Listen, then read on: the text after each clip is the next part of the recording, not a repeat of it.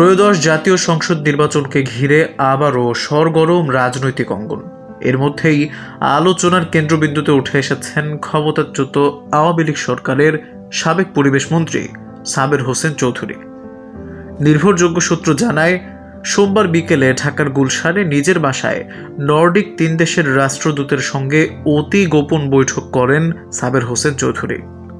বৈঠকে উপস্থিত ছিলেন নরওয়ের রাষ্ট্রদূত হ্যাকন আরাল্ড গুলব্রান্সেন, সুইডেনের রাষ্ট্রদূত নিকোলাস লিনাস রাগনার উইক্স এবং ডেনমার্কের রাষ্ট্রদূত ক্রিশ্চিয়ান ব্রিক্সমোলার। সূত্র জানায়, বৈঠকে আলোচনার কেন্দ্রবিন্দু ছিল নিষিদ্ধ হওয়া আওয়ামী লীগের ভবিষ্যৎ রাজনৈতিক পরিকল্পনা এবং দলটির নির্বাচনে অংশগ্রহণের সম্ভাবনা।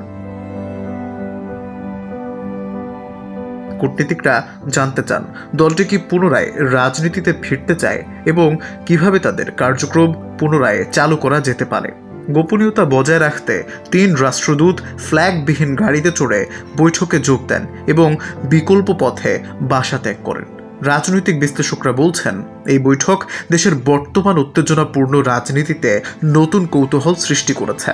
গত বছরের গণ অভ্যুত্থানে ক্ষমতাচ্যুত হওয়ার পর আওয়ামী লীগ এখনও রাজনৈতিক অনিশ্চয়তায় রয়েছে। অন্তর্বর্তী সরকারের অধীনে তাদের কার্যক্রম নিষিদ্ধ থাকায় প্রকাশ্যে রাজনীতি করতে পারছে না দলটি।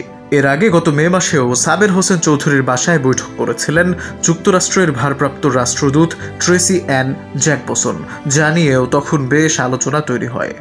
আল মাহমুদ, চ্যানেল 18।